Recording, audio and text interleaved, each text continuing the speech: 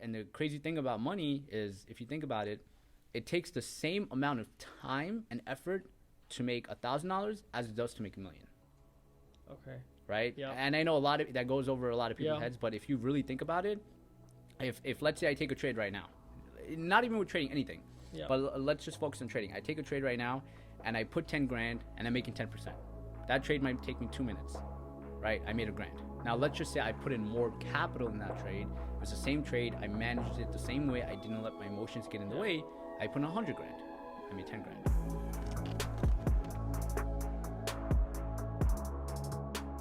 Welcome to Industry 13, and today for the first episode it had to be special. So we brought on the founder and CEO of Tradezella, Stock Market Lab, and Ashraf Capital, helping thousands and thousands of people reach levels in their trading, and most importantly, in my opinion, the most genuine human being you'll ever meet. Omar, thank you for being here, my man. Thank you for having me, man. Thank you for making me the first guest. It's an honor, man. Thank you so much. And to get started, I know you're doing super well now at such a young age. I want to know how everything started, how everything kind of the spark lit off, because you're only 25 now, but I'm sure you've been through a journey that most people haven't even been through at the age of 30, 35, 40. So where did everything begin? Of course. First and foremost, once again, thank you for having me on here. Of course, my Appreciate pleasure. that. I think everything started when I was in high school. I always had a drive to kind of push higher and achieve like things that a lot of people thought were impossible, right? So I knew from the get-go I didn't want to go to college. I didn't want to work a 9 to 5. And, you know, and as I'm talking about that, I just want to be very, very clear on this. I don't think college is bad, right? But I think it is for some people. I don't think it's for some people. So I think that depends on structure. Some people need a structure to operate in. Some people don't. And entrepreneurs that can really excel can operate in an area where there's no structure. So ever since I was young, I knew that I can take nothing and create it into something, right? If you make something that's difficult, I can work around with it. So just starting off in high school, I was like, you know what, I want to do something. But just like most people, I didn't know what. I was like, hey, what am I going to do?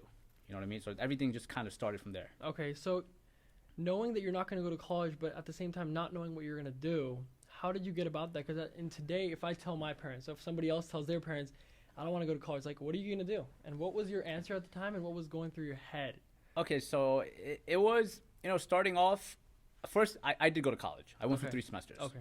So getting my parents right off the bat, especially me coming from like a Pakistani background, it's very hard to tell your parents, hey, I don't want to go to college. Yeah. Right? And it's also harder saying, hey, I don't want to go to college, but I want to do this trading thing, or I want to do something that they're not familiar with. Yep. So I went for the first 3 semesters because I knew if I didn't go, it would become a bigger problem. So after going, I started realizing I can't go to my parents and tell them I don't want to go until I start doing something and showing a little bit success. So after going for 3 semesters, I started doing a little better in trading. And that's when my mom was like, you know what? Okay, take a semester off. So I worked with, hey, I'm going to take a semester off. But in the back of my mind, I knew that was it. Yeah.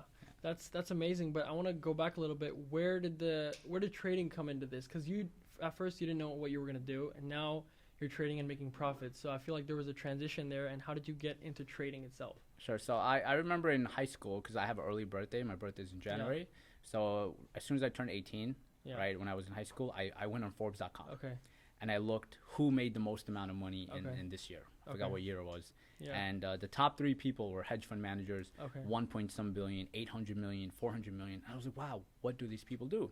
Now, I understand hedge fund managers and trading is a little bit different, but they were all somehow involved in the stock market. So I was like, I gotta start trading. I got to get into this somehow.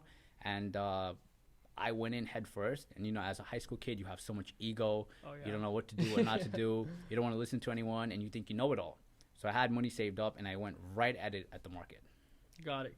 And how was your first performance in it itself? So I know, like, trading itself to people. But trading itself, when we get started, I mean, I've made a couple profits myself, not to brag or anything, but I know it's not sustainable. And I'm sure you didn't. Did you start off at a good start, or did you start with a bad start? Where did you get the money to start, and how did everything? Sure. So at that point, I used to sell iPhones from Craigslist. So there was a lot of money to be made on Craigslist. Go and buy broken iPhones, fix the screens before like the whole thing got popular. Take iPhones, jailbreak them, make money off that just on Craigslist. Now that business isn't as sustainable as it was back then. So I used to do that as a side thing. I accumulated upwards of 20 grand, just, selling things here, selling things there. Once I accumulated that money, I jumped into the market with that.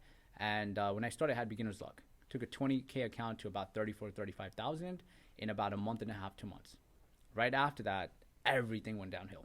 That 35K account in the next few months went down to about 2 grand. And you're 18 at the time? 18, yeah. 18 at the time, and you've made 15K in a month? Yeah. And then lost like 30K in the next few months, yeah. So that was basically my whole savings. Okay. That's all the money I had at that point. And I burned through it, and that's where I was like, oh man, I think I may quit. Now, the thing that actually pushed me to not quit, in my opinion, was other people. Not that they were supportive, but they weren't. So everyone works off things differently. I feed off negative energy, right? But I'm also not dumb about it, right? If you tell me, hey, you can't jump off a building and fly, I'm not going to be stupid and say, oh, I'm going to show you that if I jump off a building, I can fly. No, I'm going to look at it if it is possible, if I do put in the work, if I can do it or not. Yeah. And I think trading was one of those things that kind of hit that ego where people are like, oh, see, I told you. Yeah. So I was like, you know what? I know there's a few people that make money in this. I just got to figure it out. I got to figure out how to actually do well, how to actually make money from trading. Got it. And transitioning into your trimesters in college, how were you doing in college with trading that made you say, I don't need this really anymore and I can actually scale this? Yeah. So see, the thing with college at that point was when I was going, I took it serious. So I wanted to do well. And it was taking up a lot of time, right? Obviously you have to go to classes. You can't miss. You have assignments. If you miss assignments, you're going to fail. So to me, it was, hey, I'm losing a lot of money, not just by spending it on college, but I'm also losing a lot of money that time could be invested into trading or something else. Yeah. So after I kind of transitioned and started doing a little bit better, I was like, you know what? I think I need to take some time off from any sort of distraction and kind of take from there. But at the same time, I was also working. Like I had multiple jobs. I don't know if people know about this, but at 17, 18, I used to deliver pizza. And at one of my good friends' pizzeria, some of my friends probably know him from where I used to live in New York. At a diner, I used to deliver. Then I worked in a pharmacy. I did multiple. You've been in the dirt. You've seen what it is. Oh yeah. I worked in a construction company. Like I've done like whenever I needed to make money, I wasn't like one of those people. Oh, I'm not gonna get my hands dirty. If I need to make money, I'll go do what I need to. So I've been through that, and it was kind of a point where, hey, I can invest this much time into building more capital, and that capital could probably help me in trading. Into wealth. Yeah. And now that you're starting to do well, you've taken a year off. What was that point where you were like, I can actually scale this, and this is becoming a real thing versus I want to do it one day or I'm going to do it one day? I think when I really went all into it, it wasn't that I saw money right away, because I didn't start seeing money until like my second or two and a half years in, right? So I didn't see money when I was like 19. I started seeing money later on, but it was more so seeing that when I make the right progress and when I put in the right effort, that transitioned into money. Got it. Right. So it's like, hey, I'm doing everything right. I'm following a certain plan. I'm putting in the time and energy. That's resulting into even $50. For me, it wasn't about 50 or 5,000 or 500,000. It was okay. I know if I put in a little bit energy and time into this, I see progress. And for me, even $50 was like, wow, this is great. Because when I was delivering pizzas, I was maybe making 100, 120 a night, sometimes $50, $80. So me trading and being able to do that in 5-10 minutes, make 100. Even though sometimes I would give it back, I would say, you know what? If I just learn not to give it back and I kind of keep progressing, I can make this a real thing. Yeah. And people talk about their first 6 figures, first 7 figures. How old were you when you hit your first 6 figures? Because I feel like coming from delivering pizzas, your first 6 figures hits hard. So you're like, no, I actually just made it. So I think it was around 21. Okay. That's when I hit my first 6 figures. And I think it is true. Making your first 100,000 and making your first million is the hardest. And I think it's the hardest because you build the groundwork, right? You learn the skills and tactics to actually make that. Foundation. So then doing it again, it becomes a lot easier. Got it. You know what I mean? So it's like now I think at this point, even if you took trading away, just the things I've learned from a business perspective, I think I can go out and still make $1 million in a marketing business or some agency, whatever the case is, because I understand how things work a lot better. Okay. So at the age of 21, you've made your first 6 figures. Correct. Now, is everything, because I believe in, like, there's nothing that just goes uphill. No, of course So not. You've made of course 6 figures at 21. Was it just up from there, or was there No. So I had a big loss. There was a company called Sunworks.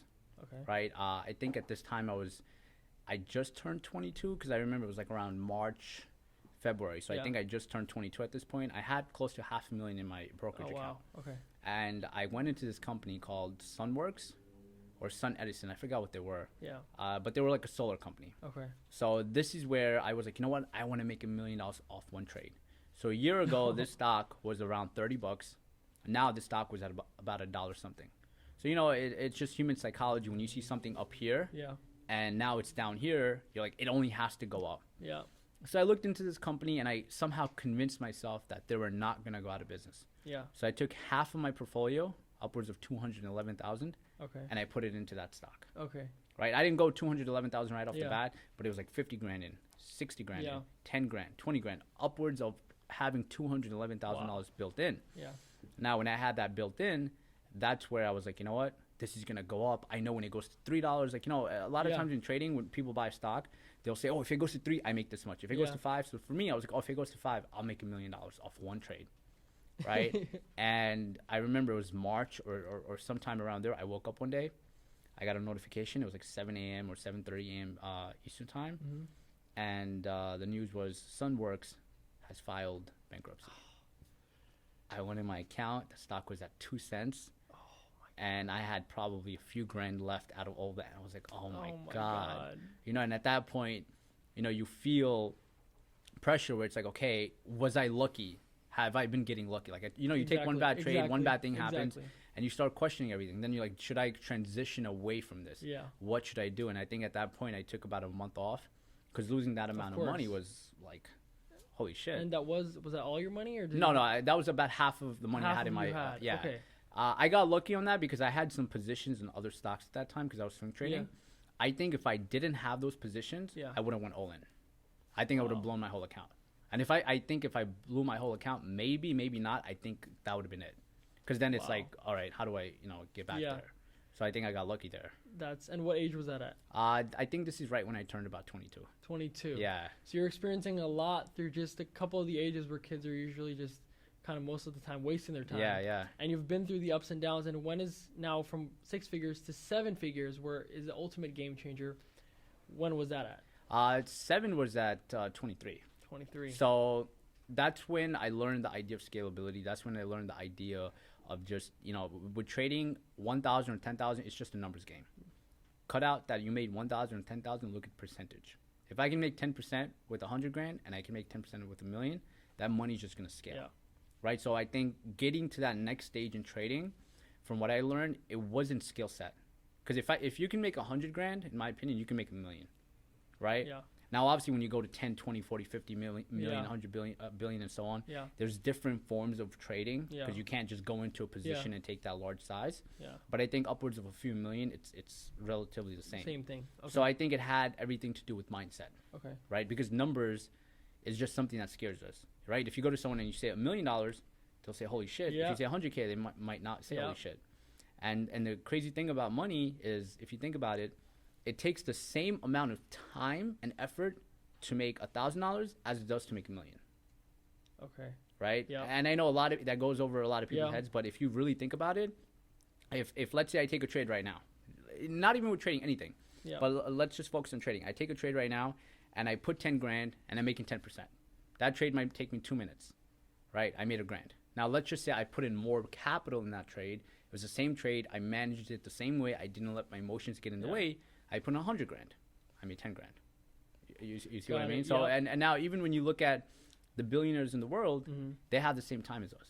Exactly. Right? So they just know how to leverage their time to important tasks that are going to make them more money. Yeah. Right? So they understand that concept. And I think a lot of people just look at money and say, oh, I can't ever make $1 million. I can't ever make 10 million. I can't make 5. But if you think about it, it takes you the same amount of effort and time, not skill, effort and time to make that. Now, obviously, if you add a good skill set, the better the skill set and the better you are, that money aspect just is unlimited, in my opinion. Yeah, for sure. And I think in between your 21 to 23, you've been working like 10, 12-hour days. And what I think is, does an overworking factor ever come in here? Because I've read a couple books where they say at one point, and people can say it as much as they want, no sleepless nights, whatever it is, but I feel like at one point where you you cross that limit, you're not really working. You're burning yourself Oh, out. yeah. Oh, yeah. And you're not making any progress. You're actually going the wrong way. Yeah. So did that ever happen from 21 to 23? Oh, man, this happened to me probably a billion times. Okay. Right? Because I was one of those people that used to think, oh, sleep is for the dead. Yeah. I'm not sleeping. If you're sleeping, you're not working. Yeah. Right? And there were nights I would stay up until 4 a.m. Thinking I'm being productive, but in reality, I wasn't really being efficient. Right? So that's when I took a step back. I think my biggest reality check was around 23 when I started noticing I started flattening out. Like I wasn't making progress in anything. Okay. I was tired. My focus level wasn't the same. And that's when I started looking more into health, sleep, meditation, gym, eating well. And I started realizing that these things are very, very important. Right? So when I was 20, 21, 22, I was barely sleeping. I would stay up until 4, wake up at 7, 8. Wow. And, in the morning, eat something and then caffeine. Like, I mean, crazy caffeine. 5-hour energies I used to take, Red Bulls, Monsters, everything. Name it, I used to take it twice a day, 3 times a day. And I built up a very high tolerance for caffeine. Yeah. Now, during those years, I wasn't performing my best work. Yeah. My best work started kicking in when I actually started sleeping well, meditating, going to the gym, right? Taking care of what I put inside my body. And then when I was able to do that, I was also able to think clearly, operate efficiently, and working on less hours. And even if you go to like a lot of very wealthy people, very successful people, you'll notice that these people focus on that stuff a lot, right? Because at the end of the day, the more choices that you have to make and you can focus on them and make quality choices, the better you're going to operate. Yeah, and I like how you said about health. I don't know if you've heard the thing where there's like, if health is 1, a good job is another 0, which is 10. A good car is another 0. A good relationship is another 0, and you can have all the zeros in the world. Sure. You're making all the money in the world. Once you take that one away, that health part away, that 1 billion or 1 trillion, whatever you have, is gone in that instant. And I feel like you realize that once you're flattening out, you're being like, I'm not performing at my best. I'm like, and then you realize health is first, or there's nothing else. Nothing even matters anymore. Of course, I agree. Yeah. And like I said, that was a wake up call to me. And obviously, if I could go back, I think if I did go at 20, that's one thing I would change. And that's something that I like heavily focus on now. Like even now, if I sleep late, I don't care if this trading, whatever it is, I'm like, you know what? Go and get your rest. Because that's where depression kicks in and all these things. And, a lot of kids nowadays, they're like, oh, I have depression, and not to knock depression down. Yeah. But it's like, if you're doing all the things right, if you're eating right, going to the gym, taking care of your health, sleeping well, meditating, and then you still have depression, okay, I get it. But now if you're not sleeping right, you're not taking care of yourself, and you say, I have depression, no, it's not that you don't have depression. You're not taking care of your body the right way. You know what I mean? So it comes down to that. Yeah, and I want to come to your definition of what do you see as, what does success mean to you? And I feel like for younger people, because since you are 25, but you've grown up so fast at the age, but I feel like younger people see success as accumulating wealth, which is, there's nothing wrong about that. But what do you see as success as a whole? Because I feel like you've been through the parts where you've had the wealth, but you don't feel successful, you don't feel fulfilled. So what are those parts that are missing that you feel like is a full circle to success itself? Sure. So obviously when anyone starts out, the biggest driving factor, which is is money. So when I was younger, my biggest driving factor was I want to have a lot of money. Yeah. I want to be able to do cool stuff. I want to buy cool cars, buy anything I want, and just have all that, right? Now, I did hit a point at 22, 23 when I started making very good money. And like I started making 6 figures a month, right? Wow. And at that point, I don't have expenses to match that, right? So to me, it was like, well, holy shit, like I have unlimited money. And this is also coming from someone that grew up in an average household. Like obviously I wasn't super wealthy. I came from a good family. We had food on the table. Everything was great. I'm not gonna be like one of those people. I didn't have money or anything. So we were comfortable. But now coming to an extreme point, it was where, hey, I have this now. Why am I not happy? So at age 23, I went through like a whole phase of like depression, right? And I think that depression kicked in from like fulfillment. Why am I not fulfilled? I'm making more money. Okay, trade better. My trading was doing very well. I was making money from SML and a few other things, and everything would be going well, but my happiness level was going down. And I think it was because I attached money to happiness. And I was like, you know what? If I make more money, I'll be happy. But as I started making more money, I started feeling more unfulfilled, right? And I think that's when, and I'm kind of happy I went through that period, right? And during that period, it was like the worst thing ever, but I'm happy I went through it because I realized what's important, right? Like family is important. Having the right people around you is important. Making progress and having actual goals that you're driving towards money, right? And I think at that age, 23, that's when I realized, okay, I'm going to make all this money. What do I do with it? Cool, buy a plane, buy this, buy that eventually. But then what? You know, it's like, then what? Yeah. And I think that's where also religion and faith kicks in. Exactly. Right? And that's where I also was like, you know what? I want to get closer to God. Yes. I don't really pray all 5 times a day right now, but I'm trying to get there. 100%. But it was like, get closer to God, get closer to religion, and build on that so you have a purpose on this planet. And the purpose isn't only make money. Exactly. Right? And I like what you said. When your wealth was growing, your happiness is decreasing. Correct. And I've heard this where a lot of people say, I'd rather cry in a Lamborghini, or I'd rather cry in this. But if you look at it in a different way, if you're crying in a whatever it is, in a Prius or Camry, whatever you're crying in, you know what's missing. You know it's money that you don't have. So you do have some faith. You're crying with faith. Correct. When you're crying in a Lamborghini, or you're crying at the top of your game, you essentially have no hope. You're almost like, there's nothing else left to earn. Correct. And I'm still crying. Then what is left to get? So I feel like that's huge. And when you mentioned God, I feel like if you do look at the highest performers and the people who have actually been through a lot, not just financially, but relationship-wise, and I've met a few people, and I'm like, what keeps you going? And I see a smile on their face after everything they've been through, and like, the reason I'm here, and that's because of God. And they're smiling and working. It's not 6 figures. It's like 4 figures. It's 5 figures. Mm-hmm. Still working, yeah. but they have a smile on their face. And then you see these like stressed individuals making 7 figures, 8 figures, and you take a step back and you realize what's actually going on. The people who are making more, they're stressed, they're not happy, versus these people smiling. It's all faith, it's all God. And I feel like that's what you caught on early, which is resulting to you even catching more speed now. Yeah, That's no, huge. like after I think I started catching that and a few other things and I combined it, I think that's when like my progress really started moving at a pace that I didn't even think was possible. You know, going from like 7 to 8 and then onwards, goal making it 9. I didn't think it was like really possible at that point. But I think putting the whole circle together and seeing what's important, feeling the way you feel, which is, you know, implementing religion and implementing faith, that just affecting your happiness level itself just kind of boosted everything up. Yeah. And I think when you were in, whether it's New York or Florida, you're on your own, but you're on fire. You're like killing it. Whether it's on social media, everybody's watching you. You're driving the cars, you're doing everything. But now that you're engaged, what do you think has changed? Because a lot of people that were younger now, more entrepreneurial mindset wise, we think that relationship is a waste of time. We think it's more like, let's focus on the business, let's focus on this. But just a few years ago, you were on fire by yourself. But now I feel like you're even more on fire with someone next to you on your team. So how do you feel like someone coming on your team or someone working with you has affected you in that way? Yeah, so first and foremost, I think it depends on who the person is.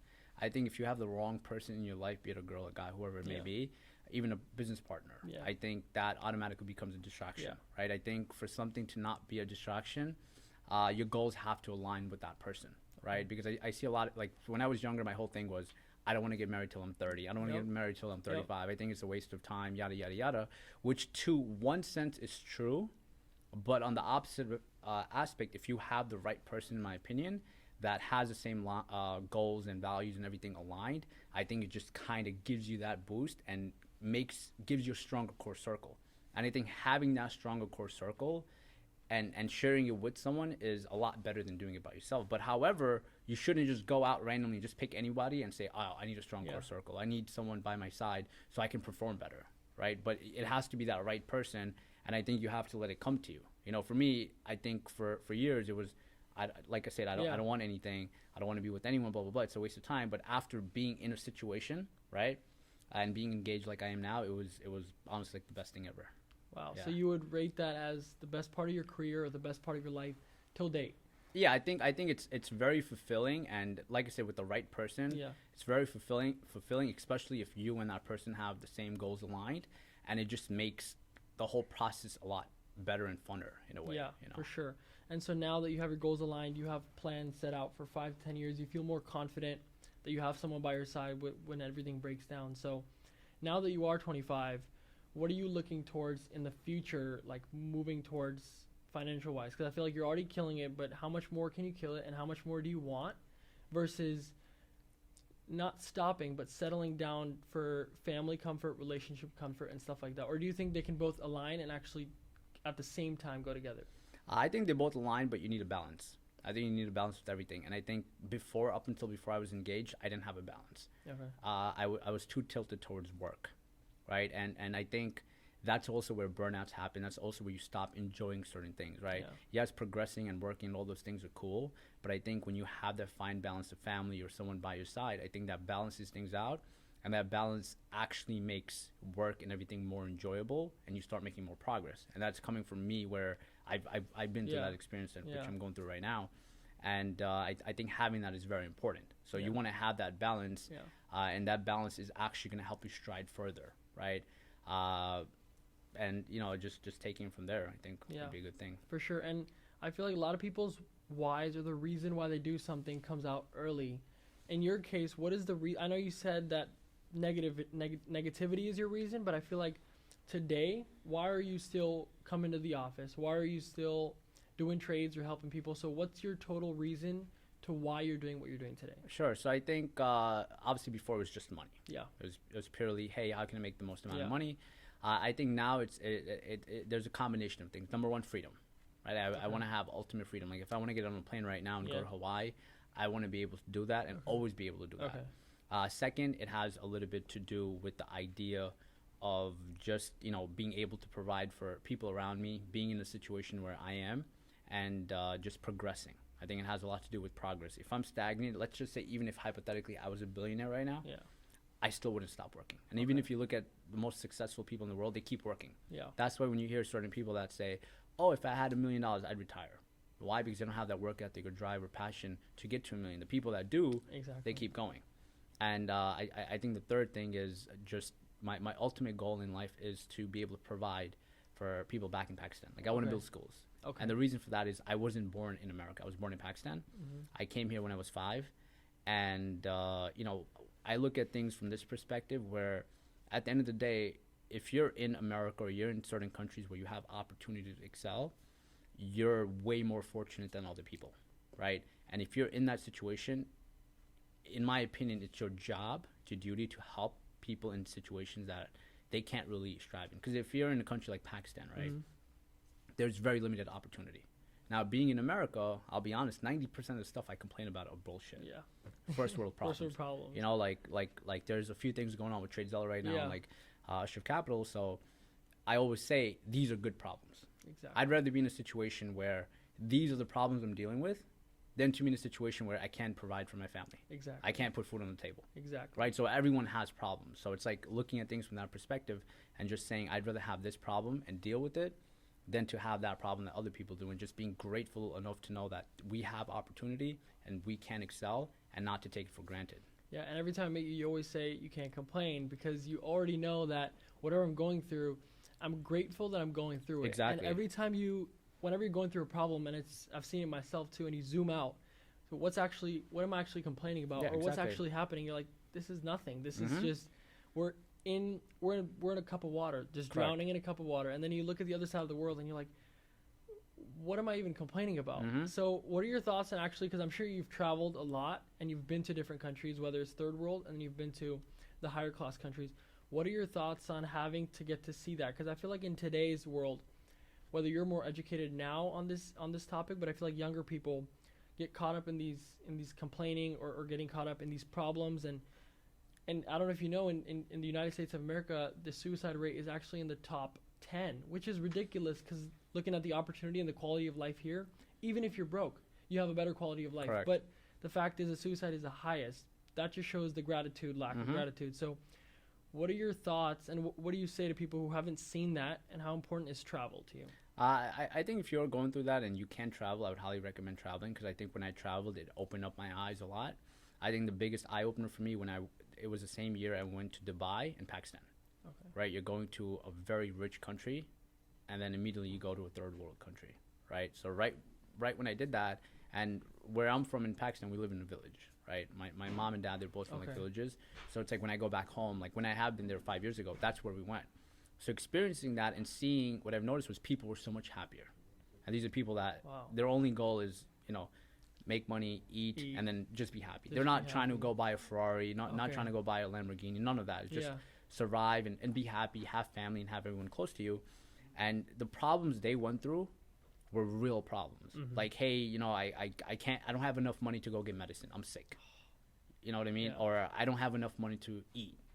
Right. And obviously people in villages are helping one another out and they're very supportive, but it's like, these are real problems. Yeah. Or, hey, I have a kid, he hurt himself, but we can't even go to the hospital because we don't have the money to do so. Crazy. So I think going from seeing that and then going to Dubai where, you know, people are just spending 30 grand in a club, 40 grand in a club, Ridiculous. and just seeing that difference, it kind of grounds you to know, like, hey, I'm very fortunate, you know, and there's people in this world that go through that. So the problems that we come through are not real problems. And going to your depression thing, I think the depression thing that's happening nowadays, a lot comes from social media. A lot comes from people not actually taking care of themselves. You know, like if someone comes up to me and says I'm depressed, and once again, I'm not knocking that whole topic down because I went through it. Yeah.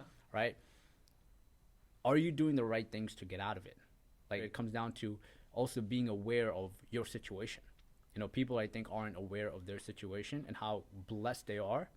And I think if you're someone that's going to constantly complain about every little, you know, hiccup that you come through, you're just not meant to be an entrepreneur. You're not meant to do well. That's my opinion. Like you have to be able to take hits. Yeah. And you have to be able to progress no matter how bad they are. And now that I like how you dabble into social media, because nowadays, even your business right now, educational business, it runs on social media. And for us, as we're growing, even whether it's real estate or anything, almost everything runs on social media. So how do you respond to people who kind of say, we are spending 10 hours a day on social media, but it's my job. I'm working. That's what I do. Versus wasting time on it and actually being productive. Because some people say, I am productive on social media. What is productivity, and how can you make it more efficient using social media or not using social media? Sure. So I think you have to actively know, like, okay, for example, with me, right? I have like a trading page and I post a lot of trading content there. Now, I'm not on there at 12 a.m. at night or 1 a.m. and just scrolling through it, right? I'll post stuff actively knowing that I'm going on social media and I'm posting X, Y, and Z, and then I'm off.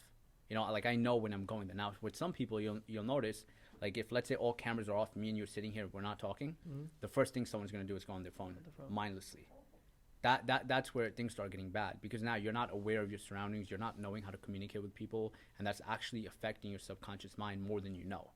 Right? And that's where things start becoming a problem. But now if you actually need social media for your business and you need it for 10 hours, great. But as long as you actively know what you're doing. But now if you're on social media and you notice yourself, or you catch yourself looking at someone's page and saying, oh man, this guy has a jet, damn, he's happy. Or this guy has this, I wish, right there, that's negative. That's not healthy.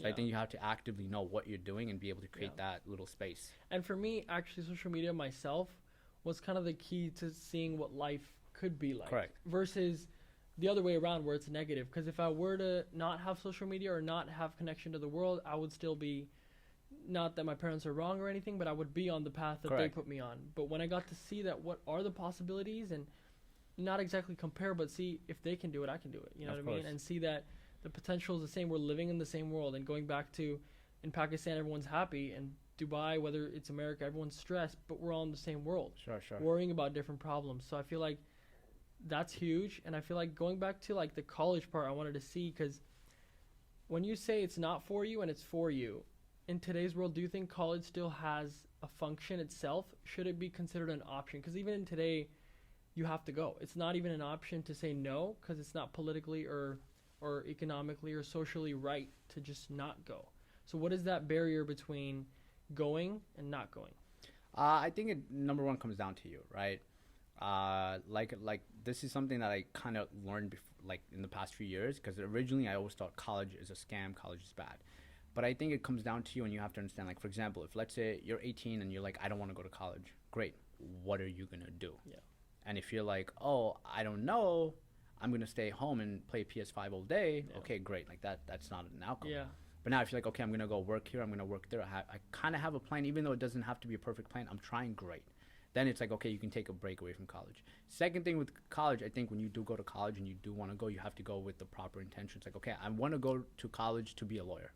Not, hey, I'm going to college because I don't know what else I want to do, right? Now, it has its pros and cons, because I think college does create structure for certain people, right? And I've noticed where creating a structure for your life is the hardest thing. And I know people think going to college is the easier route, right? But college is actually No, they say college is the harder route than leaving college. Yeah. But in my opinion, I think leaving college is the hardest Exactly. part. Because when you're not in college, you have like an open roadmap. Exactly. And you don't have any direction, any road, and there's nothing going on. But when you're in college, it's like, okay, you have a test, you have this assignment. You kind of get that structure. Exactly. And then you start developing work ethic, routine, habits, and stuff like that. But now, if you don't have any of that instilled in you, I think leaving college is going to make things a lot harder for you. 100%. And I feel like if someone else, we're used to, from when we start school, we're used to someone else telling us what to do and following that and feeling productive. Like when I finished my homework when I was 10, I was like, I'm on top of the world. I'm done. I'm going to go play. But when you, like you said, when you don't go to college, like, now what do I do? Mm-hmm. How do I stay productive? How do I keep working at what I want? And it comes back to yourself and knowing yourself. So I think that's huge. I actually wanted to get into the psychology part of it a bit more, because I know you read a lot of books, and I feel like you talked about mindset a little bit earlier, but I feel like, are entrepreneurs born, or did you like get built throughout the process? Because I feel thick skin, thin skin, whatever it is, did you learn that through books? Did you learn that through experience, or were you born with it? And how does it come into play today in your trades and how you teach people? Sure. So I think there's a little bit of genetics that possibly kick in for people that are entrepreneurs, because you do need to have thick skin and be able to deal with a lot of negativity. And I think, like, after meeting a lot of people, I've noticed that some people don't have that. I do think it can be developed. It is harder for certain people than others. But I think reading books has helped me a lot. But I think reading books of other people's success, like one person that I've related to when I lost my 200 grand in my trade was Manny Koshman.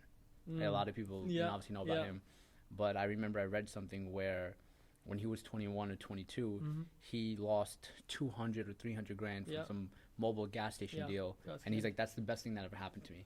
Because if I didn't lose that, I would have had a few gas stations and that's it.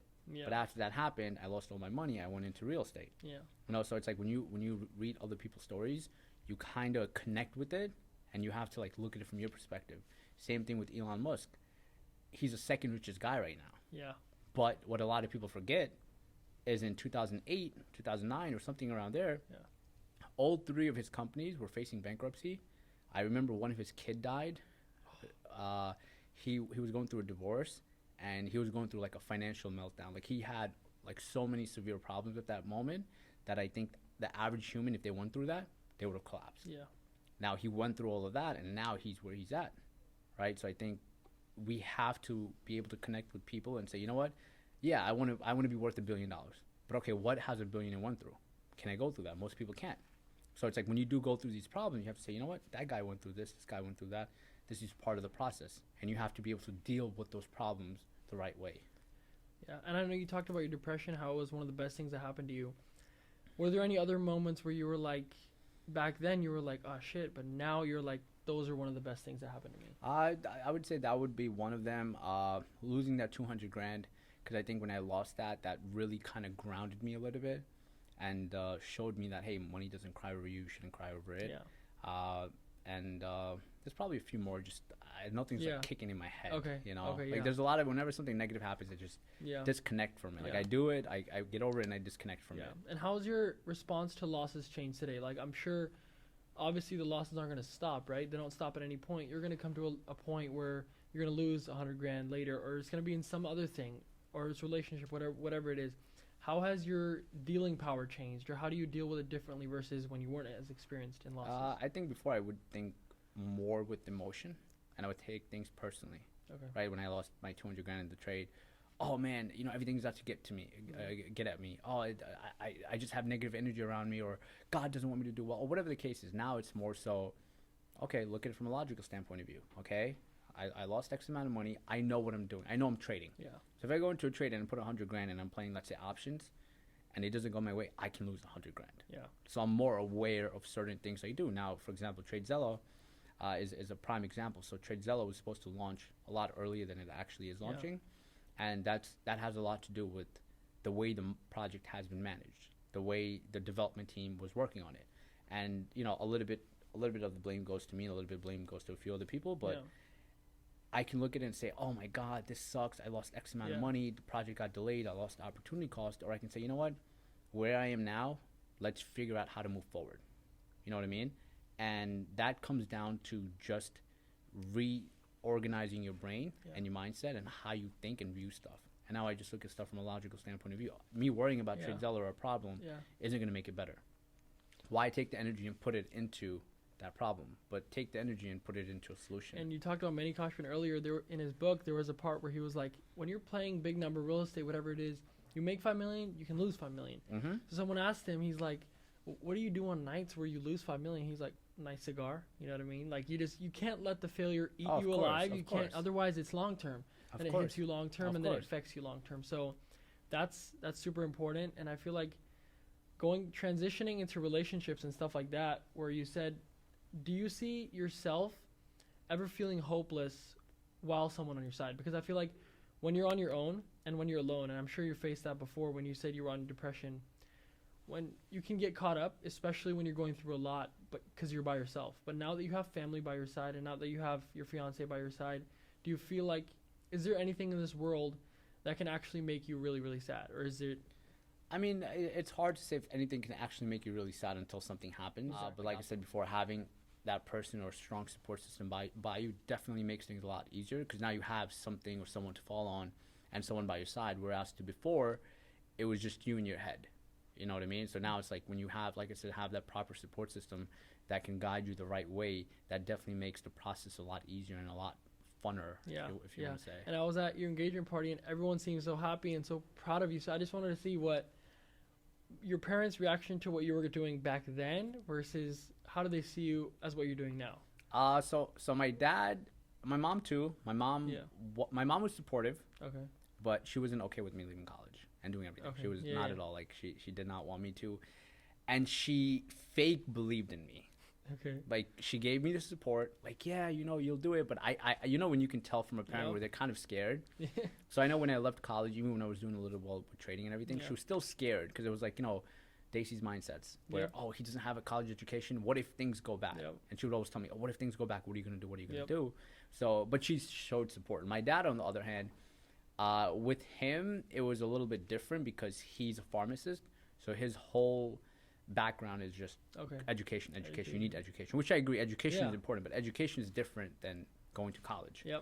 And, my family and a lot of Daisies, they don't really know people that have done well without going to college.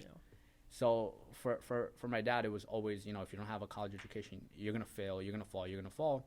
But I think recently, in the past year or two, he's seen it, and he's a lot comfortable, and he's a lot happier about it, and he's accepting of it, and he's totally cool about it now. Like even Tradezella, it's funny, he called me today and he asked me, hey, like, how can I see it? Can you send me the access? Like, he's actually like, genuinely happy about it now. So that's good. So your parents are in New York right now? Yeah, they're in New York. And you moved out in California for what reason exactly? I got engaged. Okay, got it. So I left New York in January. I moved to Miami. I moved to Miami for pure isolation and taxes. Okay. It's like, oh, there's no state taxes, and now I'm in a worse state. The worst. So I moved out there, and it was just focus on Tradezella, focus on trading, blah blah blah, and have all these goals in line and focus on that. And then it's weird at such a weird timing, unexpected timing. Me and my fiance, we kind of happened. We started. So was that in Florida, or was that? Yeah. So we connected when I was in Miami. And it happened around a time because, like I said, when I moved to Miami, my whole focus and shift was I want to cut every sort of thing out of my life and focus on trading, focus on Ashraf Capital, build Tradezella, like a bunch of goals, right? And I want nothing to come in my way, like literally nothing. And it was to a point where even on the work aspect, I was so focused and had everything going. So last thing I would have thought was, hey, I'm going to fly out to California to meet someone, or I'm going to be with someone, or I'm going to be in a relationship, or even be engaged. And I think things, format in such a perfect way and so organically, and just transitioned in a way where it just happened. And I believe in faith, and in my religion language, we call it nasib. So it's like it flowed so perfectly, where next thing you know, 6-7 months down the line, like, we're engaged. You know what I mean? And it was just one of those things that felt right. And my thing is, if something feels good, be it business, work, trade, whatever, and it makes sense, just go for it. Don't overthink it. Don't overcomplicate it. And here I am in California. And did it affect you financially in that process? Was it like did it affect your performance financially when you were going through that process versus now everything is stable? But when you got engaged or when everything was going on, because you wanted to cut off everyone at first, you were like, I want to just scale this to whatever, and then you're transitioning into getting engaged now. So how did that affect your performance in trading and your finances? I mean, obviously, whenever you're making any sort of transition, you're going to be pushed away a little bit from work. So from that aspect, it transitioned me away a little bit. But I think in the grand scheme of stuff, it benefited me because now, like I said, when you're happier, you perform better, you're able to think from a larger perspective. And I think moving and engaging also kind of got me out of, like, put me in like a mental break for a little bit. Because like when I moved down here for about a month and a half, 2 months, I barely worked. Yeah. Like I didn't work, I didn't do anything. Yeah. So I think it took me out of that and just kind of disconnected me for a little bit and then re-engaged me. And I think with that re-engagement and taking a step back and then coming back allowed me to see the picture, right, of work itself from a better view. Yeah. And that, seeing that, there was on an opportunity aspect, I think a lot more money there and a lot more things I could do that I didn't factor in before. So even if I stayed in my direct route of just staying in Miami, I think I would have missed the bigger picture stuff, and that's another thing I kind of learned in the past few months. Yeah, for sure. And everything, like you said, everything is mindset. Everything you develop through how you go. So if you were to give, say, 3 to 5 little mindset things that entrepreneurs have, people like you have, who are killing it in every sector, that normal people don't have, which they can actually accumulate to become someone who's killing it in all the sectors. All right. So I think number one, you have to be able to view things from looking at it from a critical standpoint of view, right? You have to cut out emotions, right? So if you look at something, you can't take things personal. You have to look at it and weigh out all the options. You have to understand everything good has a bad and everything bad has a good. So nothing is perfect. So you can't take any situation and say everything with this is 100%. Right, so you need to weigh out the pros and cons. And I think once you weigh that out, you have to be able to look at it, sleep on it, and say, you know what, this is what I'm going to do, and stick to it. Okay. Right, I think a lot of people, they think so much with emotions. One day they think like this, another day they think a different way. And I think that ultimately really affects them on making high quality choices. Right, so I think it comes down to that. Second, I think you need to have a super thick skin. You need to be able to deal with things with a clear head, and that's, you know, having super thick skin and not letting things get to you or affect you. You know, because on your way, like, there's a bunch of stuff that's going to happen that's unplanned, right? Like this year I had a bunch of things that happened that I did not plan, you know, good and bad, right? But it's how you deal with the bad when it comes and how you deal with the good. Because also dealing with the good can be a negative. Because some people see something good and they react to it in a worse way that destroys that opportunity or destroys another opportunity, right? So it's dealing with that. And I think just ultimately, you know, having a game plan. I think this was the biggest thing for me, having a game plan that's not stretched out, right? For some people, their game plan is, hey, I'm going to, in 10 years, I'm going to do this. Or in 5 years, I'm going to do this. I personally think that hasn't worked for me. And I also think having a financial goal in 5-10 years also has never worked for me. Like there's so many times, like I've said, I want to make $1 million by here. I want to make $100,000 by here. It never worked.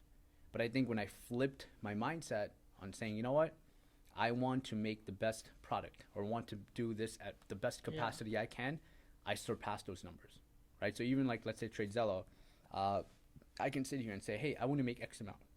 But that takes away my energy and time from saying, hey, I want to make the best trading software, trading tool out there that's going to benefit traders in this way. That's the only thing I'm waking up and focused on. Yeah, and I don't know if you've heard, there was an interview, I forgot who it was, and it was like, you don't set out to build a wall. You don't set out to build the biggest, baddest wall in the world, even though you know you want to.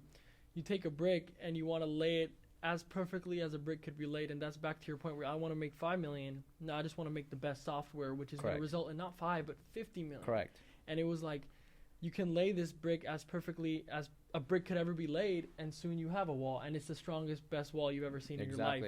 And that goes back to, for me, daily routine. And I've seen myself like putting things in my daily routine that actually enhance performance or make me is there stuff you do on a day-to-day basis, or do you think a lot of that, because on social media you see all these posts where it's like, wake up at 4, do this, do that, do that.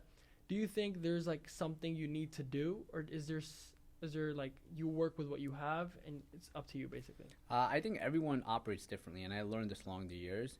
I think some people work better at 4 a.m. Some people work better at 9 p.m.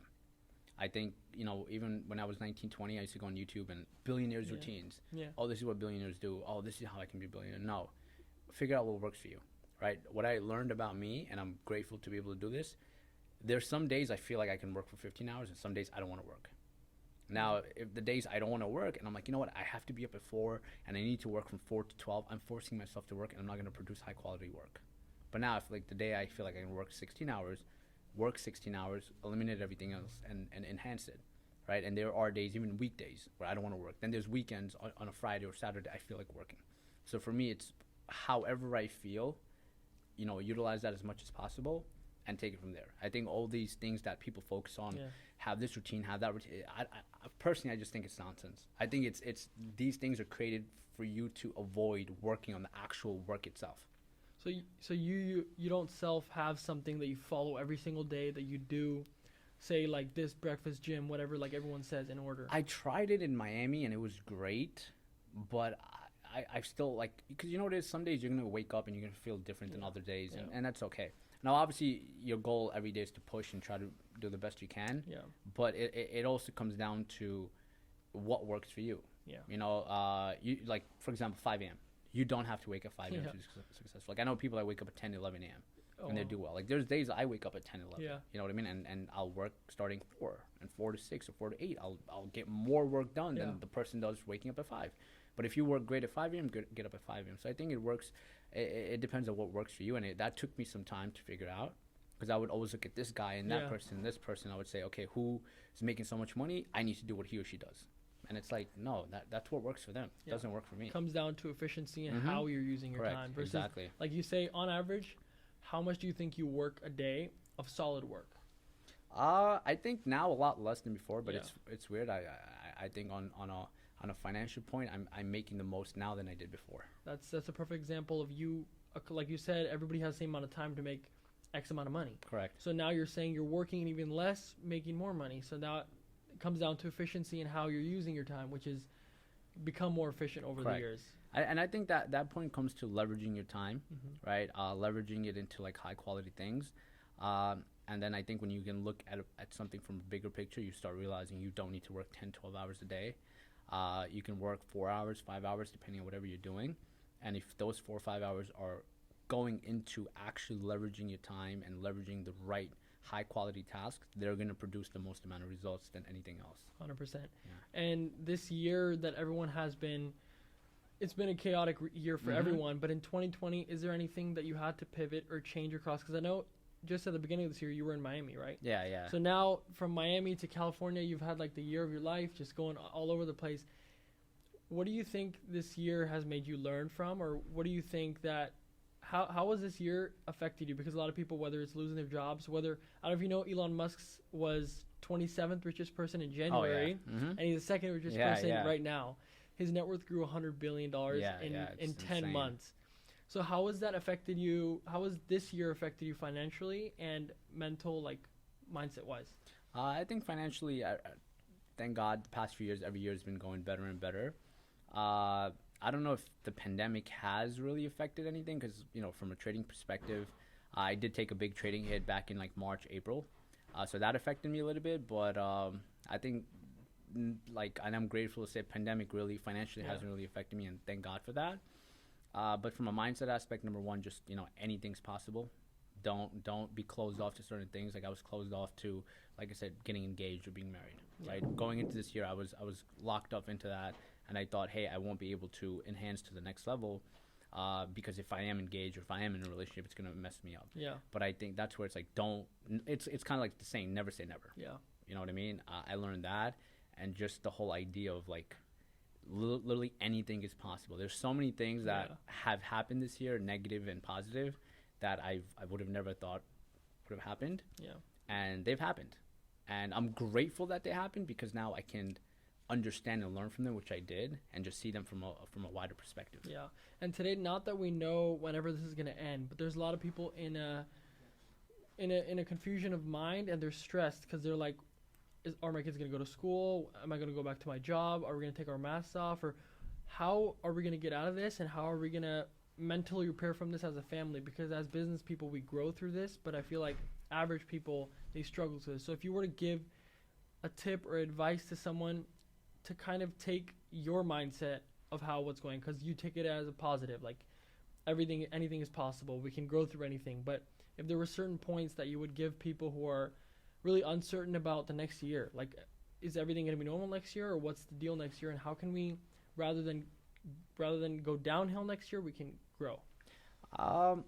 So before I answer this, I want to say this, that I know for people watching, if they're in a different situation, I don't want them to think that I'm disconnected because, thank God I didn't really get affected by this much.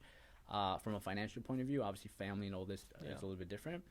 But I think depending on your situation, let's say if I was working and I lost my job or something, what I would use this situation as, I would look at it from an opportunity standpoint of view. And I know sometimes things are harder to look at from that perspective, especially when everything around you is collapsing. I know when everything around you is collapsing, it's hard to find that one positive thing. But I think this is the opportunity for you to go and learn a skill set in the online industry, be it a marketing skill set, selling skill set, some sort of skill set that you can really learn and leverage. Right. 100%. And come out of this in that positive way. And like I'm telling you, you can really go out in the online space and make 5-10 grand a month. And like you said, skills. And I think today we live in a skills economy, not a jobs and resume economy.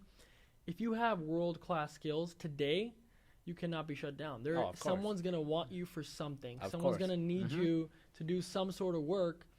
Again, not jobs and resume. That's when they get shut down in these type of circumstances. But I feel like the skills you've accumulated through years of experience or years of learning and education, like you said, if you take all your trading away, it would take you 6 months to a year to just get back to where you are right now? I don't know, back to where I'm at. That's if you took all the money away. But I think I still genuinely believe if I wasn't trading or I didn't have Stock Market Lab or Tradezella and there was a challenge to start from fresh, I think I could probably start something and make $500,000 right off the bat. Right off the bat, just starting because of your skills. Yeah, I think even if you take trading, I think I know trading well enough where, I still think it's kind of unfair, but it's like I can probably go to people and say, hey, I need money. But if you take that out and I wasn't able to trade, I would say I'd probably go into the marketing aspect. I'd probably go into the aspect of branding businesses, helping them get more clients, structuring businesses, something things that I've learned, and just, reach out to people. Let's say if you have a business and your business is making 10 grand a month, and I understand it a little bit and I know what you're missing and I know those skill sets, I would say, hey, bro, what if I help you get to 100? I don't want no money from you, but if I do get you to 100, how much are you willing to pay me? Now you have no upfront cost. And if I'm good at what I'm good at, right, and I think I can really help your business or whatever the case may be, and you make 90 grand more, you're easily going to give me 10, 20. 100%. You know what I mean? 100%. So I think and that, like I said, that comes from just the understanding process, understanding process of business. So everything comes down to skills, in your opinion, and learning throughout experience and through learning, because I feel like there's nothing on paper today, and I feel like whether it's you see Grant Cardone and people like this where they have a lot of stuff and they've said it themselves, you can take anything away. You can't take my mindset away or my skills away. Of course. 100%. Yeah, I think that's the two most important things. Yep. And just develop that as much as possible. And I think this also goes, to say for a lot of people that have said this to me before, what if your business doesn't do well? If you don't have a degree, you have nothing to fall back on. And, right now I think is a prime example. The people that are thriving are people that have a good mindset and have skill sets. Right? People that have a degree, I know so many people that graduated from top universities, they don't have a job, right? Because their business is shut down. But now people that have a good mindset, they're able to thrive through this. They're able to make something out of it. Even if it's not a lot, they're able to survive because they have that mindset. Or if they have a skill set, they know how to utilize that skill set out in the public field. 100%.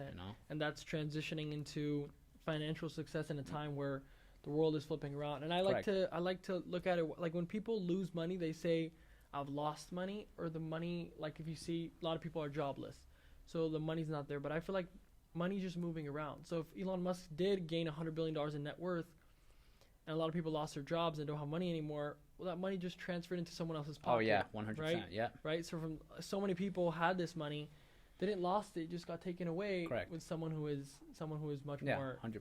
Skills wise. Yeah, definitely. And do you feel like there's any last thing that you have to say to anybody who who is looking up to you and wants to get to a level where you are not essentially trading wise, but if they're looking to do marketing, to do real estate or any sort of business, I think there's one or two fundamental things that kind of identify an entrepreneur as someone who's successful in their field. Like if somebody is successful in real estate, they would have the same characteristics as you.